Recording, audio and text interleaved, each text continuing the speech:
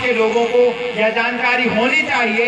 यदि नहीं है तो इस दिशा में जानकारी करनी चाहिए कि हमारा जो शोषण हुआ है, क्यों शोषण हुआ है, क्योंकि हमारे महापुरुषों का इतिहास जो है वो छिपाया गया है। क्योंकि बाबा साहब ने कहा था कि अगर किसी के ऊपर राज करना है, किसी भी समाज के ऊपर राज करना है, तो उस समाज का इतिहास कुचल देना चाहिए, इतिहास का दफन कर देना चाहिए। जब इतिहास ही नहीं जानेंगे, जब आप इतिहास अपना नहीं जानेंगे, तो आप अपने समाज में अपना प्रभुत्व कैसे स्थापित करेंगे?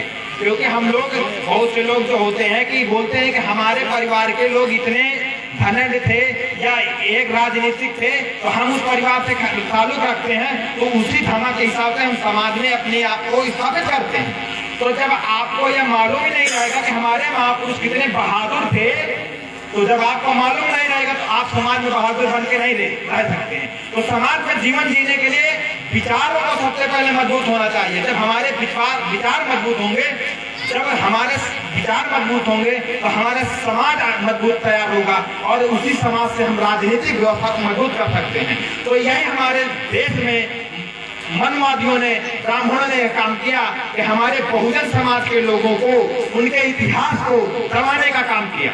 आप ये सभी लोग जानते हैं कि अटल बिहारी वाजपेयी देश के नेता हैं, जवाहरलाल नेहरू देश के नेता हैं, लेकिन बाबा साहब डॉक्टर भीमराव अंबेडकर एक जात, एक दलित नेता है। इतिहास की किताबों में पढ़ते होंगे, सुना है, ये दलितों के नेता हैं, दलित समाज सुधारक हैं।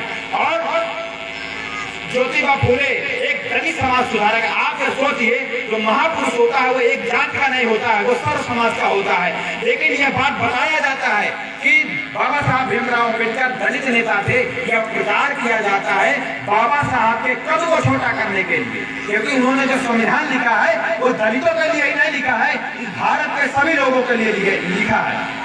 और यहाँ तक कि उस संविधान की इतनी बड़ी व्यवस्था है, इतनी बड़ी व्यवस्था है कि उस संविधान के द्वारा सभी को आज राजनीति करने का अवसर मिलता है। नहीं, संविधान लागू होने के पहले हमारे देश में यह व्यवस्था थी कि राजा का लड़का ही राजा बनता था। अगर आज हम लोगों को प्रधानी का चुनाव लड़ने को मिलता है, जिला पंचायत का मिलता है, तो वह संविधान की वजह से मिलता है। और बारी बारी से हम लोग वोट दे करके अपना नेता बदल देते हैं और चुनाव लड़ने का मौका मिलता है। या किसके वजह से? संविधान की वजह से मिलता है। लेकिन अगर आज संविधान लागू होता तो प्रधान का लड़का जीवन भर प्रधान बनता रहता, दूसरा लोग नहीं बन सकते थे। इसी प्रकार इस देश में जो शासन व्यवस्था है वो लोकतांत्रिक व्यवस्था है, वोट के द्वारा हम समय अनुसार 5 साल बाद बदल देते हैं। ये बाबा साहब की जो देन है, हम लोग बहुत से जो ओबीसी के लोग हैं, ओबीसी के लोगों को ऐसा, ओबीसी के भी लोग नहीं मानते हैं कि बाबा साहब हमारे नेता हैं, वो दलितों के नेता मानते हैं। ये हमारा कहीं ना कहीं जो समाज में हमारा शिक्षा का सही से ज्ञान न होना, ये बात की पुष्टि हो जाती है कि हमको सही से ज्ञान नहीं है कि बाबा साहब इस देश के नेता हैं, इस देश के सभी समाज के नेता हैं। उन्होंने जो संविधान का निर्माण किया वो सभी समाज के लिए किया। लेकिन यह दुष्प्रचार किया गया। वर्तमान समय में हम लोग राजनीतिक पार्टियों में भी देखते हैं कि जो भारतीय जनता पार्टी है यह सभी लोगों को हित में ध्यान रखकर काम करने वाली है। लेकिन क्या वर्तमान समय में सभी के हित रख रही है? हम लोगों देखें, ओबीसी एससी के लोगों को इस विचार नहीं करना चाहिए कि भारतीय जनता पार्टी जो है क्या समाज में सभी लोगों का हित करती है? नहीं करती है। कैसे करती है? आप सोचिए, इस भारत देश में जितने बलात्कार होते हैं एससी के साथ होते हैं, दलितों के साथ होते हैं, ओबीसी के साथ होते हैं। क्यों होते हैं? अगर सपा और व्यक्ति के शासनकाल में भी अगर उनके साथ बलात्कार होता था, लेकिन उनको समाज न्याय नहीं मिलता था। यदि भारतीय जनता पार्टी समाज के सभी समाज को न्याय देती है तो ओबीसी और एससी की महिलाओं के साथ बलात्कार नहीं होना चाहिए, लेकिन सबसे ज्यादा इन्हीं के साथ बलात्कार होता है। क्यों होता है? इसका मतलब है कि सबसे ज्यादा, किसे आप इतिहास देख लीजिए, डेटा निकाल लीजिए, इस देश के अंदर जितने बलात्कार होते हैं दलितों की महिलाओं के साथ होते हैं। आखिर क्यों? किसी ठाकुर या पंडित की लड़की के साथ बलात्कार नहीं होता है। तो बलात्कार करने वाला कौन है?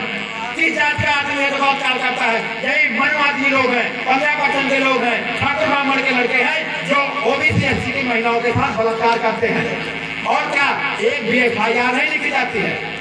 कोई भी मुकदमा नहीं लिखा जाता है। अगर गलती से मुकदमा आपका पंजीकृत कर दिया गया तो उन्नाव की घटना आपने देखा होगा, कुलदीप सिंह सेंगर की पूरा परिवार नाश कर दिया गया।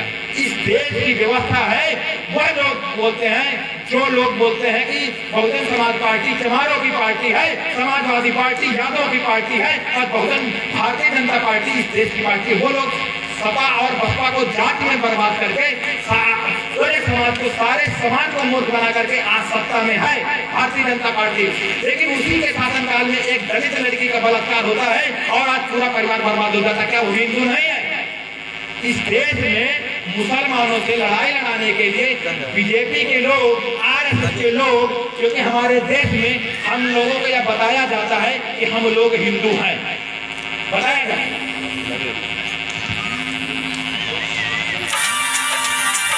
हम लोगों को यह बताया जाता है कि हम लोग हिंदू हैं और बहुत सारे धर्म ग्रंथ हैं, ग्रंथ है कि हम अपने लड़के का मुंडन करते हैं तो आखंड पाठ करते हैं, अपना घर बनवाते हैं तो आखंड पाठ करते हैं, अपने जीवन का हर एक काम, एक आखंड रामायण जो है रामचरितमानस का पाठ करते हैं, उसी किताब का पाठ करते हैं जिसमें लिखा हुआ है ढोल गवार शुद्ध पखनारी, ये है ताड़न के अधिकारी। और लगभग रामचरितमानस में जितने भी चौपाई और दोहलिके में ओबीसी एससी को गाली दी जाती है और बहुत सी महिलाएं बहुत प्यार से रामचरितमानस को पढ़ती हैं, उसी किताब को पढ़ती हैं कि जिसमें लिखा हुआ है नारी है वो मारने के लायक होती है। शूद्र कौन होता है? शूद्र कौन है? अभी हिमांशु जी ने बताया सिंधु घाटी की सभ्यता, जिन लोगों ने इतिहास में पढ़ा होगा, सिंधु घाटी की सभ्यता थी, वैदिक सभ्यता थी, जिसमें वेदों का ज्ञान, वेद पढ़ाए जाते थे। तो वैदिक सभ्यता में समाज 4 वर्णों में बटा था, ब्राह्मण, क्षत्रिय, वैश्य, शूद्र। ब्राह्मण एक जाति है, अब भी आपको दिखती है, एक वर्ण है। क्षत्रिय अब भी दिखता है आपको, वैश्य बनिया अब भी दिखता है, लेकिन शूद्र कहाँ चले गए? शूद्र कहाँ है? ओबीसी के लोग, ओबीसी को लोग एससी को शूद्र समझते हैं, अपने आप को शूद्र नहीं समझते। लेकिन यह बात सोच लीजिए, यदि एससी शूद्र है, हम इस बात को मान लेते हैं, तो वर्ण व्यवस्था जो वैदिक सभ्यता में समाज है, तो 3 वर्ण तो निकल आए, तो जो शूद्र तो हो गया एससी, तो जो अहिर, गड़रिया, मुराई, लोधी, मौर्य, कुशवाहा, ये सारी जितनी ओबीसी की जातियां हैं, ये कहाँ चली गई? ये कहाँ है? ये भी शूद्र है। अगर ये नहीं मानती है तो नहीं मानिए, लेकिन यह लोग भी वर्ण व्यवस्था में शूद्र हैं, क्योंकि शूद्रों को 2 भागों में बांटा था, शूद्र, अतिशूद्र, जिसको छूत और अछूत बोलते हैं। तो मतलब शूद्रों में भी 2 वैरायटी थी। जो लोग मनवादियों के घर का काम करते थे उनको छूत बोलते थे, वो छू सकते थे, और अछूत थे जो घर का बाहर का काम करते थे। जो लोग घर के बाहर का काम करते थे वो लोग अछूत थे, और उन्हीं लोगों को हमारे ओबीसी के लोग आज शूद्र समझते हैं, अपने आप को शूद्र नहीं समझते हैं। यादव अपने आप को क्षत्रिय समझता है, कुर्मी अपने आप को क्षत्रिय समझता है, लोधी भी अपने आप को क्षत्रिय समझता है। लेकिन इस क्षत्रिय समझने के बाद भी आप जाति का प्रमाण पत्र बनवाने जाते हैं, तो आपके जाति का प्रमाण पत्र बनता है, वर्ण का प्रमाण पत्र नहीं बनता है। लेकिन ब्राह्मणों का वर्ण का प्रमाण पत्र बनता है, क्षत्रियों का वर्ण का प्रमाण पत्र बनता है। तो यह हमको सारे जो मनवादियों की सारी सही देश में ये सारी समझने की जरूरत है कि आखिर हम लोगों के साथ क्या किया जाता है, कि आज हम अपना इतिहास नहीं जानते हैं, अपने महापुरुषों का इतिहास नहीं जानते हैं। आज हमको शौर्य दिवस मनाना चाहिए। इस गांव के सभी लोगों को अपने घर से निकल करके इस विचारधारा को सुनना चाहिए, इस इतिहास को समझना चाहिए, लेकिन हम लोग नहीं सुन रहे हैं, घर से नहीं निकलते हैं। अगर यहीं पर आखंड रामायण होता या भगवत गीता होती तो सारे लोग आते और 10-5 रुपए दान करते। सोचिए, जिन धर्म ग्रंथों में आज पैसा खर्च करते हैं, जिन मंदिरों में आज आप पैसा खर्च करते हैं, आज से 50 साल पहले उन मंदिरों के अंदर आपको जाने का अधिकार नहीं था।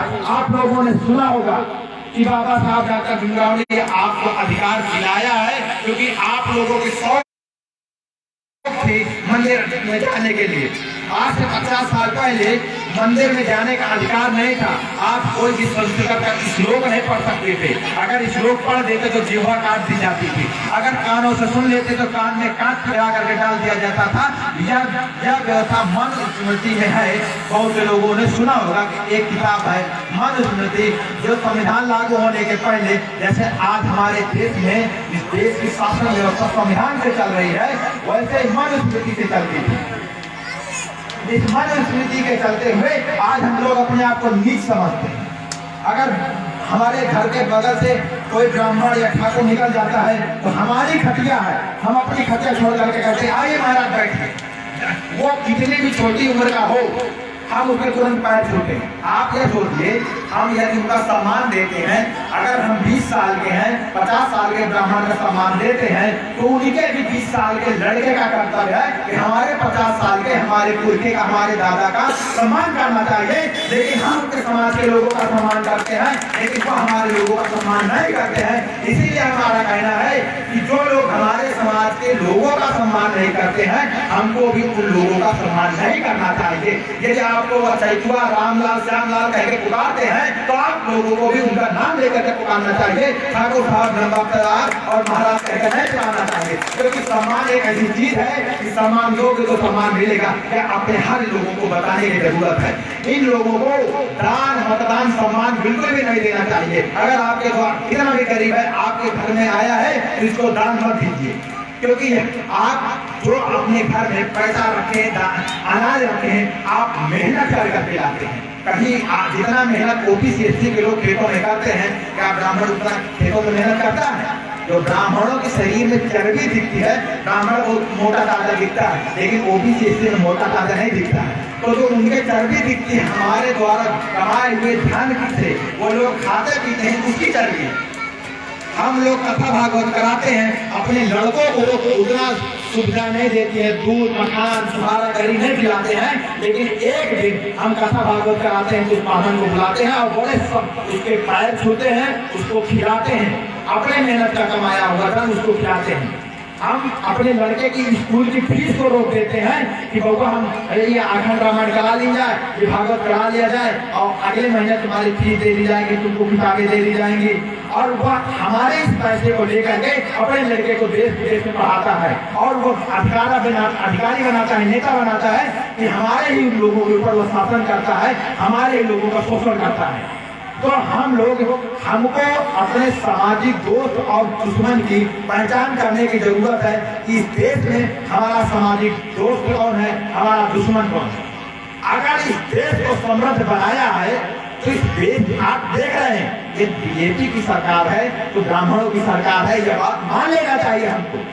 अगर हम नहीं मानते हैं तो हमारी बहुत बड़ी गलती है। आप समझिए इस देश में ब्राह्मणों की सरकार है और सारी सरकारी संस्थाएं बेची जा रही, उनका निजीकरण किया जा रहा है। आप सोचिए कि मेहनत करके देश को समृद्ध करने वाला दूसरा समाज है और देश को बेचने वाला दूसरा समाज है। इस देश में दो लोग हैं, एक कमेरा समाज है, एक लुटेरा समाज है। कमेरा समाज ओबीसी एससी एसटी के लोग हैं जो मेहनत मजदूरी करके अपना जीवन जो चलाते हैं, इस देश को समृद्ध बनाते हैं। लेकिन लुटेरा समाज है जो इस देश के धन को, सरकारी संस्थाओं को बेच करके उन निजीकरण, उन धनवान लोगों के कब्जे में दे रहे हैं। अब अपने समाज को हम लोग यह सोचते हैं कि हम लोग इस जात के हैं, हम अपने आप को ही नीच समझते हैं। आप सोचिए अगर हम राजात बिरादरी की बात की जाए तो वह चमड़े का काम करके चमड़ा उद्योग को मजबूत किया, तो देश को समृद्ध बनाने का काम किया कि नहीं किया।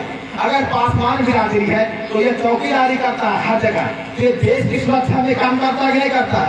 अगर यादव दूध भैंस पालता है, दूध पैदा करता है, दूध घी पैदा करता है, तो यह भी देश को समृद्ध बनाने का काम करता है। मौर्य कुशवाहा लोधी साग सब्जी खेती बाड़ी करते हैं, यह देश को मजबूत करने का काम करते हैं। लेकिन ब्राह्मण इस देश के लिए क्या काम करता है, आप सोचिए क्या काम करता है।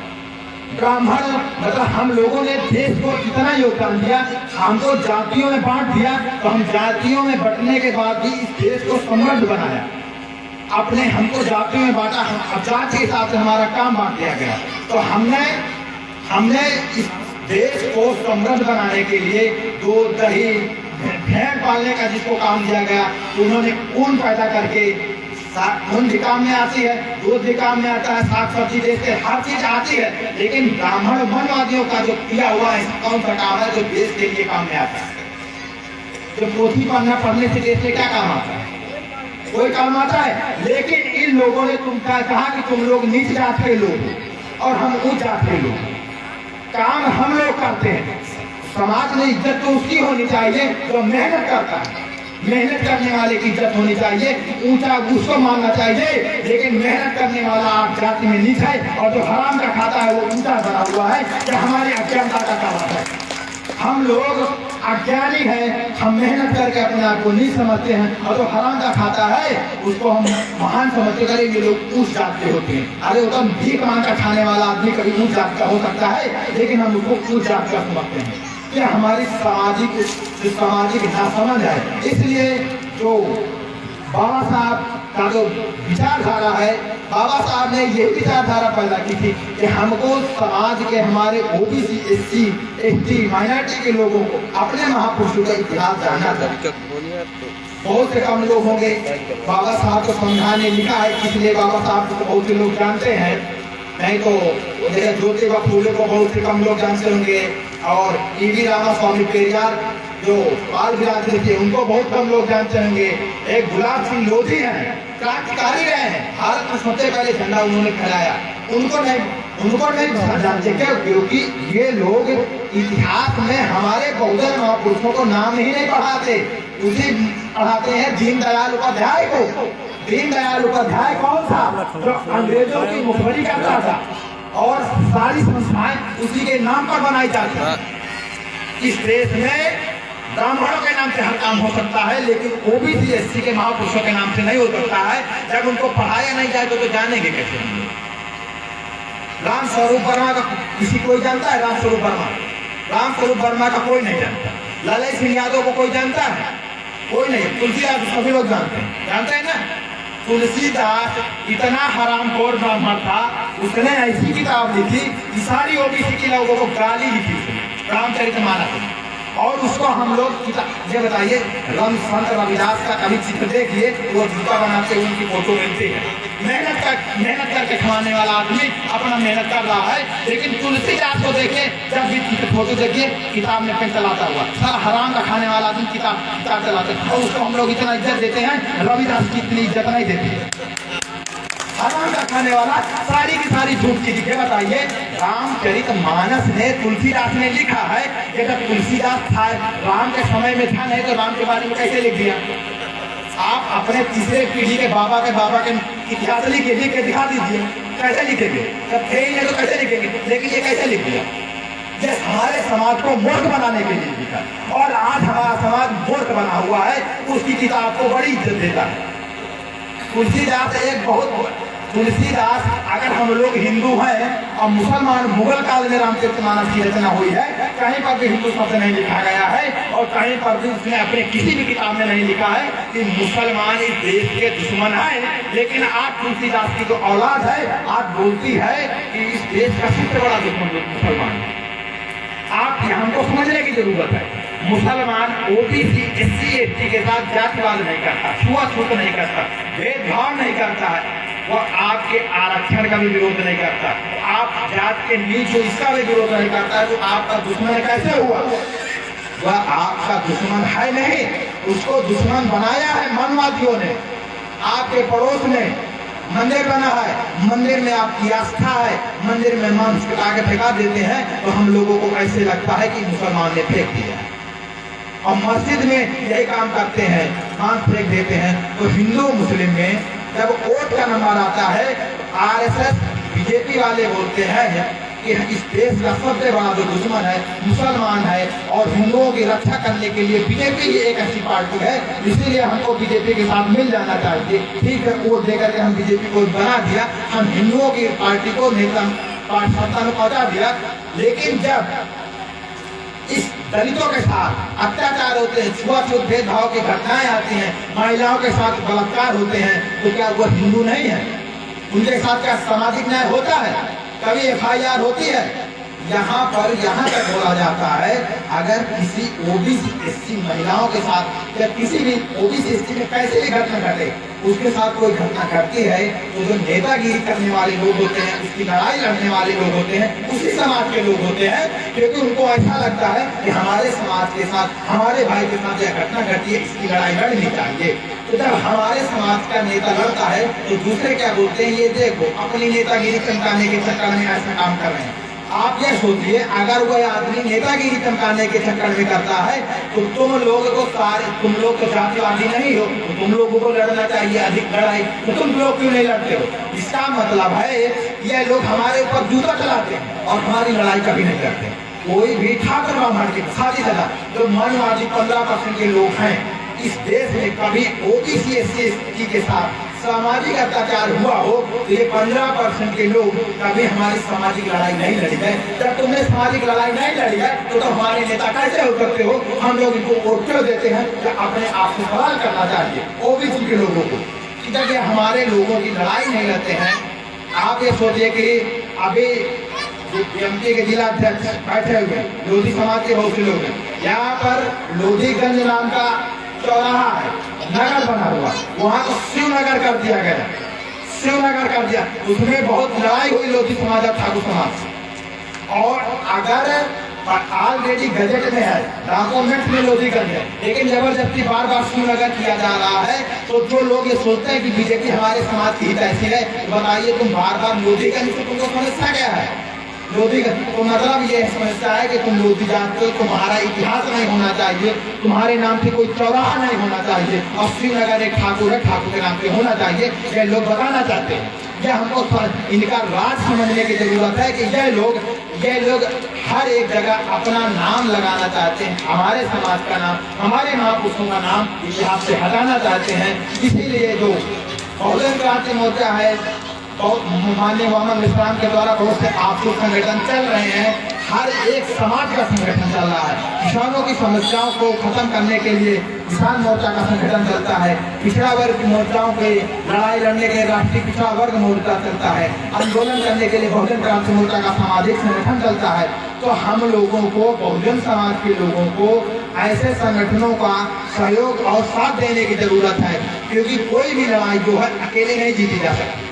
और आज हम लोगों को, आज जो हमको अधिकार है, बहुत से लोग काशीराम साहब को मानते होंगे, तो आप लोग सुना होगा काशीराम साहब जब मिशन चला रहे थे बीएसपी बनाने के पहले, तो गांव में जाकर के घर के अंदर वो अपना सेंटर देते थे। आज तो हम लोगों को स्वतंत्रता मिल गई है, आज इतनी सुविधाएं हैं कि हम अपने समाज को खुले मंच में संबोधन कर सकते हैं, सही और गलत बातों की जानकारी दे सकते हैं। जब हम लोग ये सब कुछ जान करके यदि हम कुछ काम नहीं करते हैं तो हमारी बहुत बड़ी मूर्खता होगी और अपने महापुरुषों के साथ गद्दारी होगी। हम लोगों को यह समझना, और मैं एक दूसरे में बात बताता हूँ, जो लोग बोलते हैं हिंदू मुस्लिम, इस देश में सबसे ज्यादा हिंदू मुस्लिम की बात होती है। आज आरएसएस, अगर बीजेपी की सरकार है तो आरएसएस की सरकार है, इस देश में जो भी काम होता है, जो का दिक्कत है, बहुत से लोग बोलते हैं आरएसएस देश का अच्छा संगठन। मैं ये बताऊंगा कि आरएसएस अगर देश का अच्छा संगठन है तो जब किसान आंदोलन कर रहे थे तो आरएसएस कहाँ था? जब ओबीसी एससी के साथ बलात्कार जैसी घटनाएं होती है तो आरएसएस कहाँ रहता है? क्या हम लोगों को सवाल करना चाहिए, जो लोग बोलते हैं आरएसएस एक सामाजिक संगठन है, वह राष्ट्र के लिए सोचता है। राष्ट्र के लिए सोचने वाले संगठन का काम है समाज में हर वर्ग का ध्यान देना। ओबीसी एससी के साथ किस प्रकार की घटनाएं घट रही हैं, ये क्यों घट रही हैं, इन लोगों को सोचने की जरूरत है। लेकिन आरएसएस कभी यहाँ पर काम नहीं करता, वह सिर्फ काम करता है हिंदू और मुस्लिम। तो अभी हिमांशु जी ने बताया था कि भारत में जो हिंदू है, हिंदू शब्द है, ये संस्कृत भाषा का शब्द नहीं है। जो हिंदू है हिंदी भाषा का शब्द नहीं है, यह अरबी फारसी शब्द है, और अरबी या फारसी भारत की संस्कृति का शब्द नहीं है।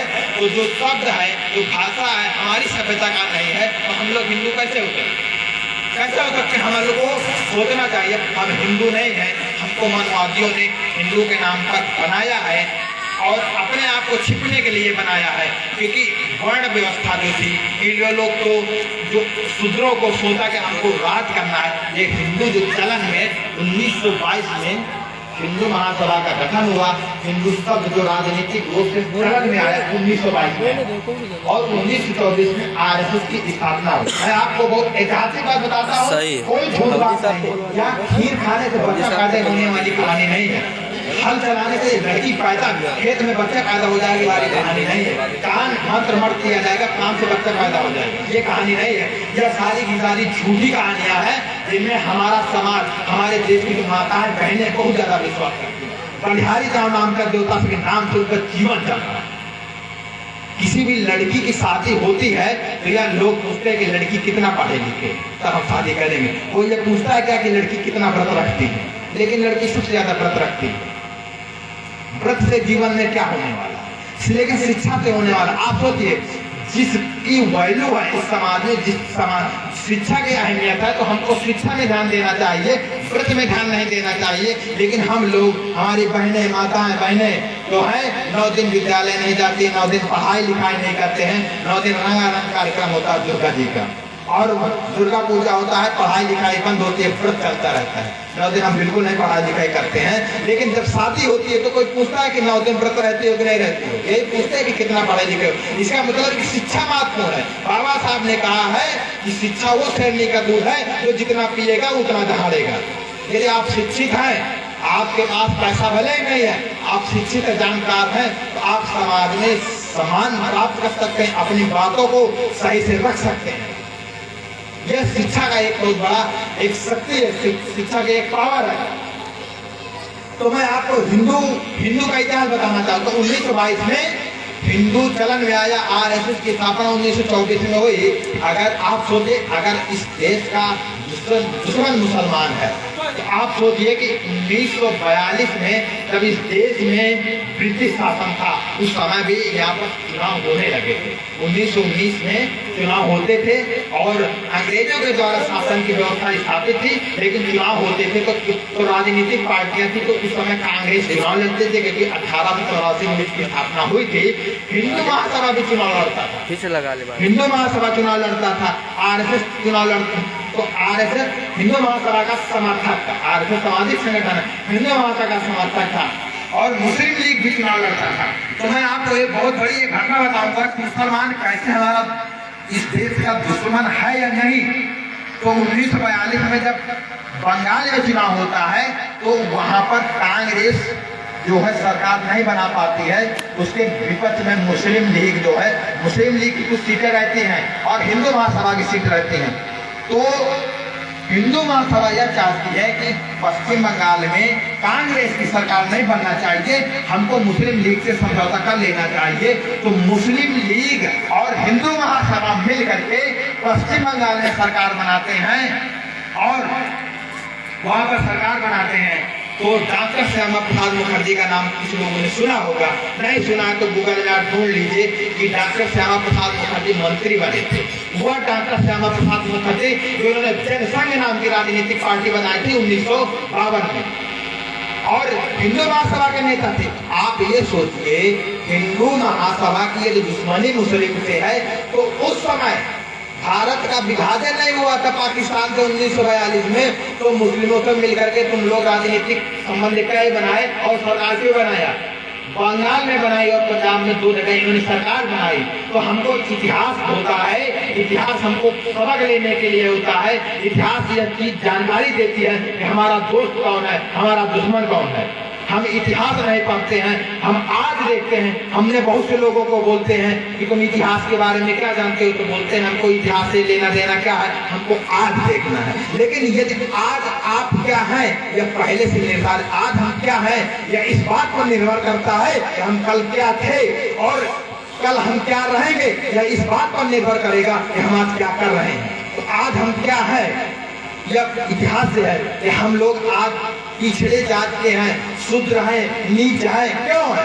क्योंकि हमारे लोगों को समाज में कोई अधिकार नहीं दिया गया था, शिक्षा का अधिकार नहीं दिया गया था, धन संचय करने का अधिकार नहीं था। जब कोई अधिकार ही नहीं था, जो व्यक्ति अधिकार विहीन होता है तो वह गुलाम होता है, तो हम लोग गुलाम थे। तो जब हमारे पास अधिकार नहीं था, आज हमारे पास अधिकार है, तो हमको इतिहास से जानना पड़ेगा कि हमारे साथ, हमारे पुरखों के साथ क्या क्या घटनाएं हुए, क्या घटनाएं नहीं हुई हैं। तो जब इन लोगों ने उस समय मुस्लिमों से, मुस्लिम लीग से मिल करके सरकार बनाई, तो इसका मतलब हमको समझना चाहिए कि मुस्लिम हमारा वास्तविक दुश्मन नहीं है, वह राजनीतिक दुश्मन है, सामाजिक दुश्मन नहीं है। लेकिन हमारा काम है सामाजिक व्यवस्था को मजबूत करना। हम लोग क्या है, ओबीसी में भी इतनी, जैसे पारसी और चमार बिरादरी में भी इतनी बड़ी असमानता है कि एक दूसरे के यहाँ खाना पीना नहीं पसंद करते। एससी के लोग हैं, ओबीसी के यहाँ तो खाना पसंद करते हैं, लेकिन आपस में खाना पीना नहीं पसंद करते हैं। उसी प्रकार ओबीसी में, तो हम लोग को जब सामाजिक परिवर्तन करने की जरूरत है। हमारा लोगों का काम जो है आपके सामने आके भाषणबाजी करना नहीं है। हम इसलिए आप लोगों के सामने हैं कि हम लोगों ने जो अपने इतिहास में गलतियां की हैं, जो आप हर समय गलतियां करते चले आ रहे हैं, उन गलतियों को ना किया जाए। ओबीसी और एससी को एक दूसरे के प्रति भाईचारा मानना चाहिए, एक दूसरे को छोटा और बड़ा भाई मानना चाहिए, एक दूसरे को सम्मान देना चाहिए, सम्मान की नजर से देखना चाहिए, किसी को नीच नहीं समझना चाहिए। क्योंकि अगर ब्राह्मणों की नजर में ओबीसी भी नीच है, ओबीसी बहुत बड़ी जाति नहीं है, एससी नीच है और ओबीसी नीच है, तो जब नीच को भाई हो सकते हैं, जब वो भाई हो सकते हैं, तो दोनों लोगों को आपसी तालमेल होना चाहिए। और एससी में जो विभिन्न जातियां हैं, इन लोगों को भी चाहिए कि हम एक दूसरे से ऊंच नीच ना समझें, क्योंकि हम लोग एक ही समाज से हैं। हम लोगों को, अगर हम किसी को ओबीसी के यहाँ खाना पसंद करते हैं, तो सबसे पहले जो एससी में अलग अलग जाते हैं तो खाना तो सीखें। जब हम लोग आपस में तालमेल नहीं करेंगे, पहले ओबीसी तो बहुत दूर है, एससी में तो अपना सामंजस्य बनाइए, आपसी भाईचारा पैदा कीजिए। वैसे ओबीसी को लोगों को, हम लोगों को रोटी बेटी, लोग बोलते हैं रोटी बेटी का बहुत बड़ी बात होती है। बात सही भी है कि जो लोग एक साथ खटिया में बैठना पसंद ना करते, तो रोटी बेटी तो बहुत बड़ी बात होती है। लेकिन आज हम लोग 6743 जातियों में इसीलिए बटे हैं। इन लोगों ने इसीलिए बांटा है कि तुम लोगों को अगर सूत्र बना के रखा जाएगा, तो अगर कहीं पर भी लड़ाई झगड़ा हो जाएगा, तो ये 3.5% लोग ये बोले कि 3.5% के लोग हैं और ये सूत्र तो 85% है, तो ये हमारे ऊपर अटैक कर देगा, हम इसे नहीं जीत पाएंगे। तो इन्होंने सोचा कि पहले इनको 6743 जातियों में बांटो। जातियों में बांटने के बाद सभी लोगों को 7 उपजातियों में बांट दिया। यहाँ तक कि जो जातियां हैं, एक जाति दूसरी जातियों में उपजातियां बटी हैं, एक दूसरे को नहीं समझते। आप सोचे कितनी तुच्छ व्यवस्था है इस देश के अंदर। हम लोग जिसको बोलते हैं कि ये विश्व गुरु, झूठी कल्पना है। जब विश्व गुरु की कल्पना बाबा जब तथागत गौतम बुद्ध थे, उस समय की व्यवस्था थी, भारत विश्व गुरु था और यह पूरा देश बौद्धिस्ट था। जो आज भारत में आज बुद्धिस्ट कुछ नहीं है, लेकिन अब भी कम से कम 12 से 13 ऐसे देश हैं जो बुद्धिस्ट ना। आप सोचिए, आपके देश में गौतम बुद्ध का जन्म हुआ है, गौतम बुद्ध का जन्म आपके देश में हुआ है, लेकिन आज बुद्ध की विचारधारा इस देश में खत्म हो गई, दुनिया दूसरे देश में है। हम लोगों को शर्म आनी चाहिए कि हमारे पुरखे के जो विरासत है आज दूसरे देश के लोग चला रहे हैं, और आज सनातन और हिंदू बने हम फैल रहे हैं, आज दूसरे का मैला ढो रहे हैं। दूसरे की व्यवस्था को हम कहते हैं कि हम लोग हिंदू हैं, कोई नहीं बोलना चाहता कि हम लोग बौद्धिस्ट हैं। क्यों नहीं बोलना चाहते हैं? क्योंकि हम लोगों को इतिहास का ज्ञान नहीं है। हम लोगों को इतिहास का ज्ञान नहीं, इसीलिए नहीं कराया जाता। जिस दिन तुम लोग इतिहास जान जाओगे तो अपने आप को हिंदू नहीं मानोगे, सनातन नहीं मानोगे। जिस दिन हिंदू नहीं मानोगे, सनातन नहीं मानोगे, उस दिन ब्राह्मण के पैर छूना बंद कर दोगे, अपने घर में कथा कराना कर दोगे, तो इन लोगों के व्यवसाय खत्म हो जाता है। क्योंकि ये धर्म नहीं, ये धंधा है, पुराना माने अंधा है। इन्होंने क्या कहा, जो पुनर्जन्म है। हम लोग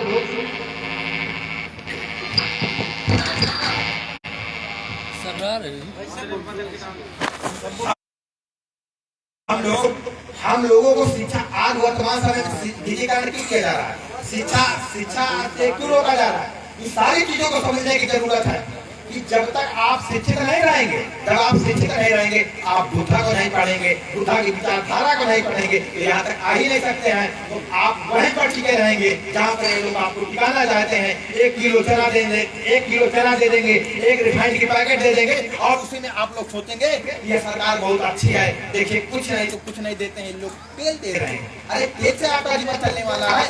आप लोग अपने लड़कों को पढ़ाने के लिए सोच रहे हैं ये मिड डे मील है, मिड डे मील, आप मिड डे मील से कुछ होने वाला है। ये लोग आरक्षण का विरोध करते हैं, इनका षड्यंत्र समझिए।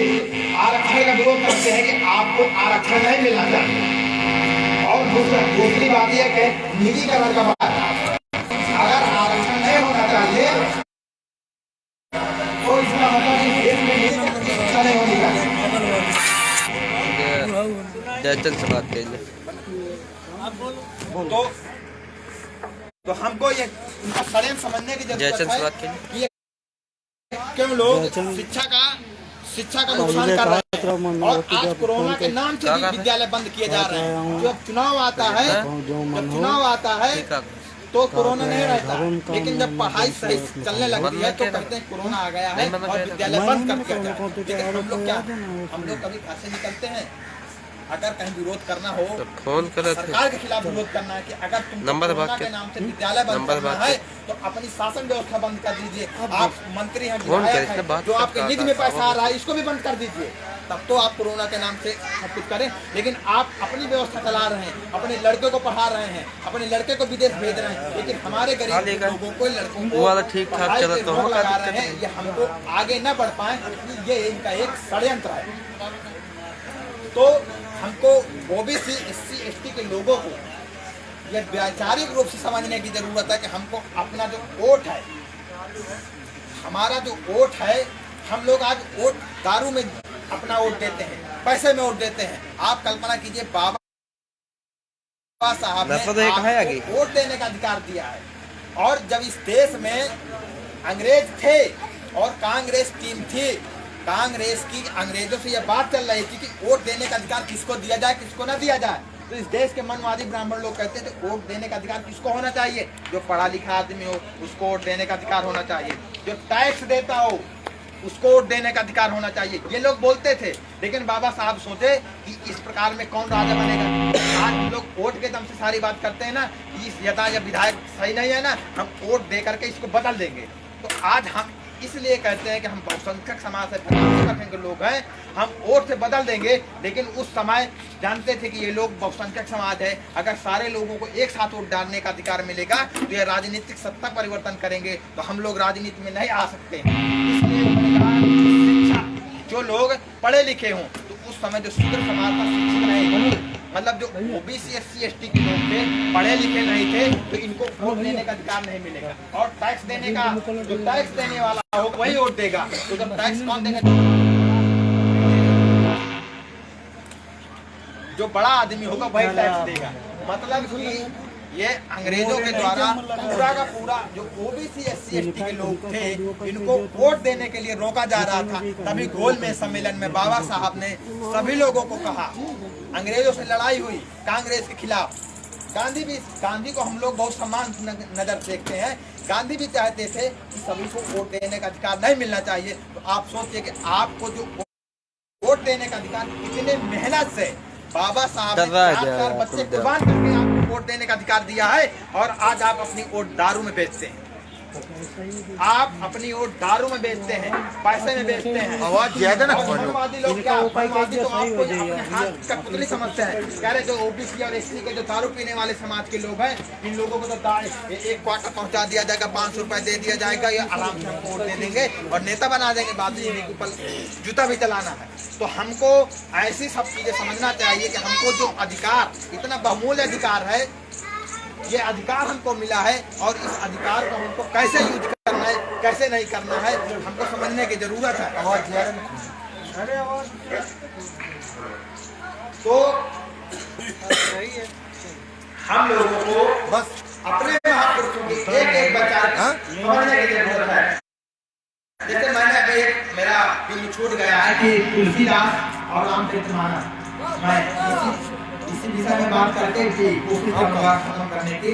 तो क्योंकि एक बहुत बड़ा बिंदु है, रामचरितमानस सभी लोग जानते हैं और तुलसीदास को सभी लोग जानते हैं, लेकिन एक सच्ची रामायण नाम की किताब है, एक सच्ची रामायण नाम की किताब है जिसको ललाई सिंह यादव ने लिखा, लेकिन ललाई सिंह यादव को कोई नहीं जानता, कोई नहीं जानता ना, ललाई सिंह यादव को कोई नहीं जानता है, जहाँ तक कि यादव समाज के लोग ललाई सिंह यादव को नहीं जानते हैं। लेकिन तुलसीदास को तुझे एक छोटा एक 7-8 तक में पढ़ रहा होगा वो जानेगा कि तुलसीदास कौन है और रामचरितमानस। तो ललाई यादव ने एक सच्ची रामायण नाम की पुस्तक लिखी है और वह पुस्तक ऐसी पुस्तक नहीं लिखी, उन्होंने हाल